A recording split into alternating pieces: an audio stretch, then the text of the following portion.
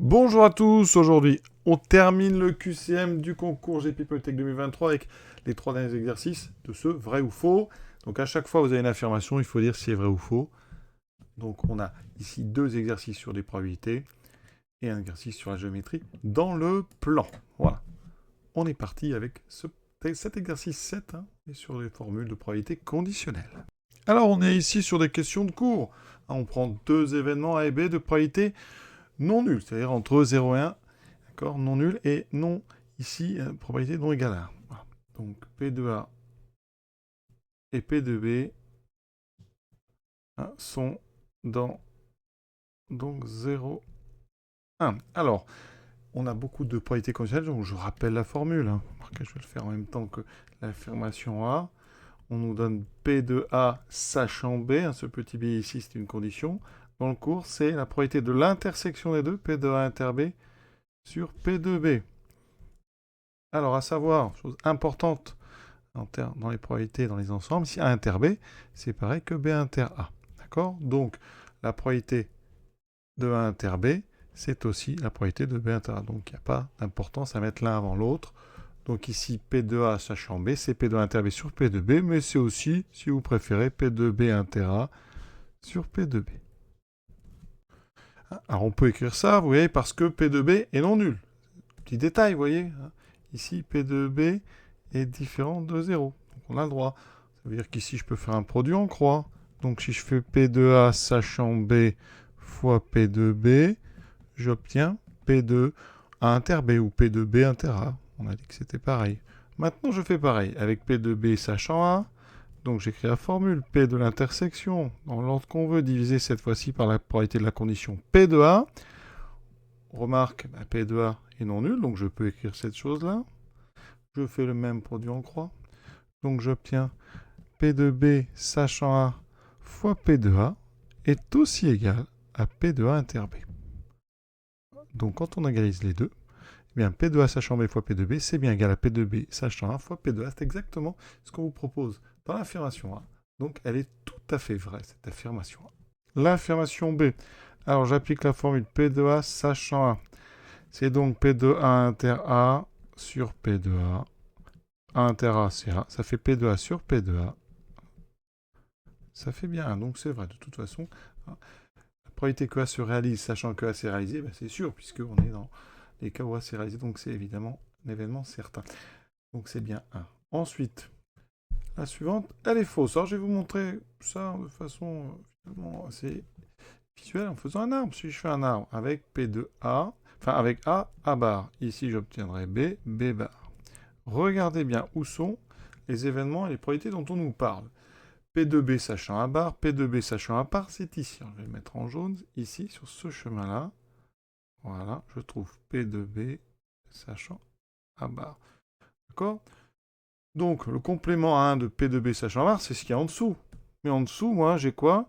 Ben, j'ai P de B bar sachant A bar. Donc, une propriété qui est évidente, c'est que ici, comme on ouvre deux chemins partant d'un même endroit, la somme des deux vaut 1. Donc, P de B sachant A bar plus P de B bar sachant A bar est égal à 1.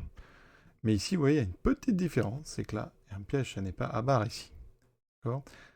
Et ça n'est pas non plus ici B bar. Donc cette propriété, elle nous parle d'un chemin qui est le jaune et d'un autre chemin, que je vais vous montrer tout de suite, qui est P de B sachant A bar, P de B sachant A bar c'est là, et l'autre P de B sachant A c'est ici. Voilà. Donc on n'est pas du tout au même endroit, il n'y a aucune raison que la somme des deux fasse 1 dans tous les cas. Donc cette propriété C, elle est fausse. Ensuite, P de B. Alors, P de B, toujours dans le même arbre. B, c'est la fameuse formule des probabilités totales. Eh bien ici, on va découper B en deux. Mais attention, ce n'est pas les petits chemins verts et jaunes qui vont m'intéresser. C'est tout le chemin qui mène à B. Autrement dit, la formule des probabilités totales, comme A et A bar forment une partition, c'est P de A inter B plus P de A bar inter B. C'est des intersections ici, c'est des conditionnels, donc ça ne va pas du tout. Donc cette formule D, elle est elle aussi fausse. Exercice 8, on est sur une variable aléatoire, x qui suit la loi binomiale de paramètres donc 10 et 0,2. Autrement dit, on va répéter 10 fois une même expérience dans des conditions indépendantes, identiques, avec une probabilité du succès qui est égale à 0,2. Alors, la propriété petit a, hein, ici, hein, ça veut dire que x prend des valeurs entre 0 et 10. D'accord? Que des entiers entre 0 et 10. Ça veut dire que la probabilité que x soit entre, donc ici, supérieur ou égal à 1 et plus petit strictement que 3, ça veut dire qu'ici, c'est la probabilité que x appartienne à un ensemble qui contient les entiers 1 et 2. D'accord? Ça veut dire que tout simplement, x égale 1 ou x égale 2. D'accord?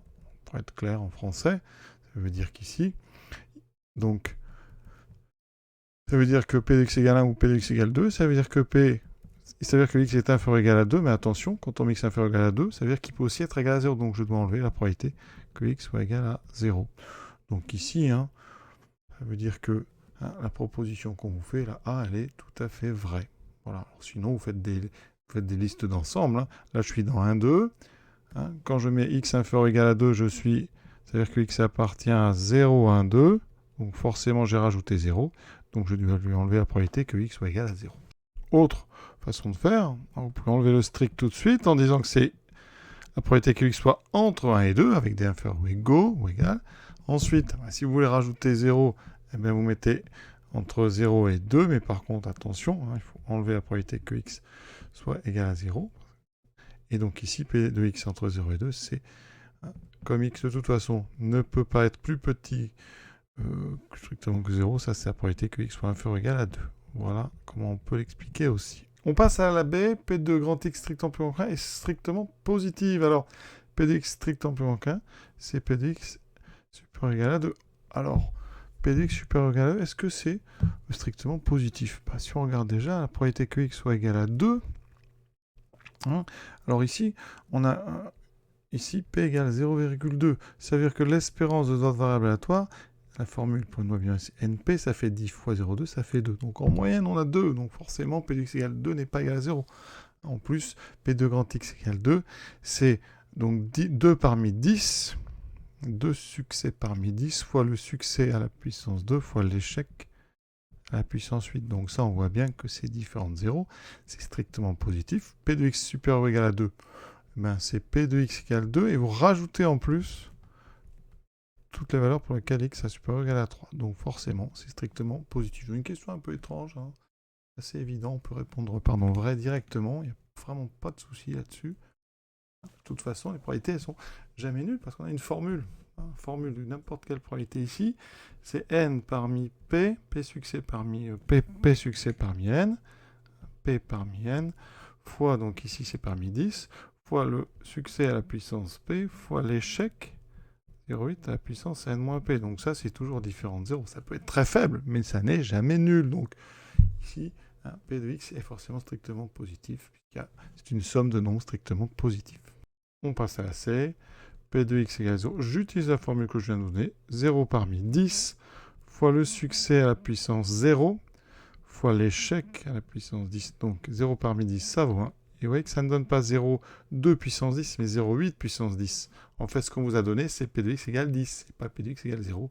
Donc c'est faux. Voici, c'est terminé pour les probas. À cette quatrième partie, on fait de la géométrie du plan. D'accord? On considère 3 points, on vous donne les coordonnées, donc on a tout ce qu'il faut. Hein. On a donc à chaque fois une abscisse, une ordonnée. Longueur d'un segment. On continue, on est dans un repère orthonormé, donc on peut très bien utiliser les formules avec les racines carrées. Donc je calcule les coordonnées du vecteur AB. AB, coordonnées de B moins ça doit, 3 moins 1, 4, 4 moins 1, 3. J'utilise cette fameuse formule, hein, qui vient de Pythagore, hein, c'est racine carrée de 4 carré plus 3 carré, ça fait racine de 16 plus 9, 25, ça fait 5. Donc cette première proposition, elle est tout à fait fausse, puisque la longueur du segment n'est pas racine de 7, mais on vient de voir que c'était 5. Maintenant, proposition B, équation de la droite table. Alors comment on peut faire? Vous ne devez pas vous embêter, vous allez les coordonnées de AB, donc vous allez calculer, vous allez vérifier que A et B sont sur cette droite, hein, c'est tout. Donc vous vérifiez ça, plus 7, est-ce que ça fait 0? Les coordonnées là, c'est moins 1, donc 3 fois moins 1, moins 3, moins 4 fois Y doit 1, plus 7, ça fait bien 0. Donc on vient de montrer que A appartient donc à la droite d'équation 3x moins 4y plus 7. Maintenant on vérifie que B est aussi dessus, donc on calcule 3xb moins 4yb plus 7. B c'est 3, 4, ça fait 3 fois 3, 9, moins 4 fois 4, 16, plus 7, ça fait 16 moins 16, 0. Donc B appartient aussi à cette droite. D'accord, ça veut dire que ici, cette droite, c'est donc la droite AB. Donc, une équation AB, c'est bien 3x moins 4y plus 7 égale 0. Alors, il y a d'autres façons de faire, hein, avec un déterminant. On fait AB, on dit que M appartient à la droite, AM a pour coordonnée x moins moins 1, donc x plus 1, y moins 1. J'ai utilisé ici les coordonnées du point 1, et je fais un déterminant. Déterminant de AB à M est nul, ça veut dire que 4 fois y moins 1 moins 3 fois x plus 1 est égal à 0. Quand vous développez, que vous mettez tout à droite, et bien ici, vous obtiendrez 0 égale 3x moins 4y moins 4 moins 3 moins 7. Et de l'autre côté, ça fait plus 7. C'est la bonne. Vous voyez, une autre façon de faire, c'est carrément d'aller chercher l'équation de la droite AB. Une équation maintenant de la médiatrice du segment AB. Donc là, comment faire? Eh bien, on va faire. Alors déjà, cette droite, cette médiatrice, hein, on va l'appeler D1. D'accord? C'est la médiatrice de AB. Déjà, D1 passe par le milieu de AB. Donc, je vais l'appeler I, milieu de AB. Pour avoir les coordonnées d'un milieu, vous savez faire. En faisant la somme des coordonnées de points, on divise par 2. Donc, moins 1 plus 3, ça fait 2, divisé par 2, ça fait 1. 1 plus 4, 5, divisé par 2, 5 demi. Ça, c'est les coordonnées de mon milieu. Je calcule ensuite les coordonnées du vecteur IM. Donc, x moins 1, y moins 5 demi.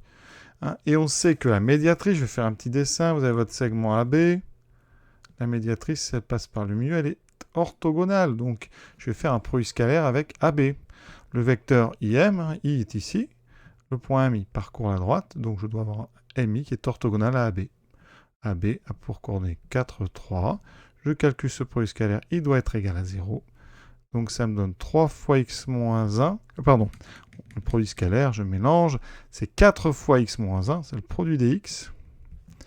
Plus le produit des y, 3 fois y moins 5 demi égale 0. Je développe, j'obtiens 4x. Alors des y, j'en ai 3. Ensuite, j'obtiens moins 4. Et des demi, j'en ai moins 15 demi. Donc je mets tout sur 2, ça fait moins 8, moins 15. Moins 8, moins 15, moins 23 demi. Voilà, et si je multiplie par 2, j'obtiens 8x plus 6y moins 23 égale 0, et non pas 25. Donc là, l'affirmation C, alors là c'était vrai, l'affirmation C, elle est fausse. Alors ce qu'on aurait pu faire aussi, sans calculer l'équation de la droite, c'est vérifier déjà que le point I est sur la droite qu'on vous propose. Donc j'ai les coordonnées, alors je les ai mis en verticale, alors souvent on les met plutôt en horizontale.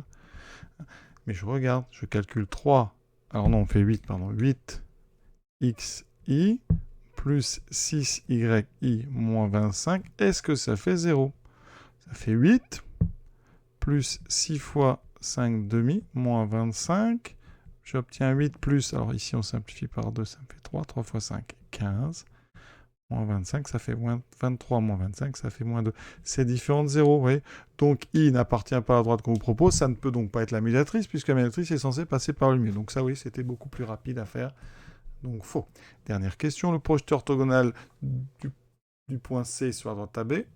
On arrive à la dernière question, je pense la plus dure. Hein, on a la droite ici, AB. Point C qui est quelque part, on projette C sur D, ça donne ceci, et on obtient le point D. Est-ce que, donc les coordonnées D, c'est bien 5, 11, 1. Première chose, est-ce que, on a l'équation de la droite AB, hein, AB c'est donc 3x moins 4y plus 7 égale 0. Donc comme pour la question précédente, déjà, est-ce que ce point de coordonnées 5, 11 demi appartient à AB? Hein, donc je calcule 3 fois 5 moins 4 fois 11 demi plus 7.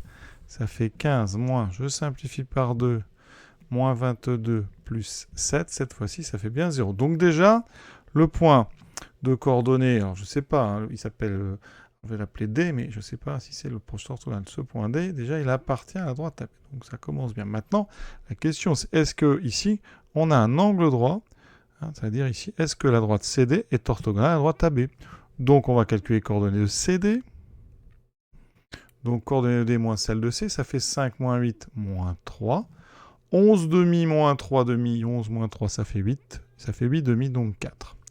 On va faire le produit scalaire avec AB, que j'ai conservé là-haut, ça fait 4, 3. Je calcule ce produit scalaire. Moins 3 fois 4, moins 12. Plus 4 fois 3, 12. Ça fait bien 0. Donc, la droite CD est orthogonale à la droite AB. Et le point D appartient à AB. Donc, c'est bien le projeté orthogonal de C sur la droite AB. Donc, la proposition D, elle est tout à fait vraie. Donc, faux, vrai, faux, vrai. Ce QCM, en fait, vrai ou faux, est terminé. À bientôt pour la suite, les exercices.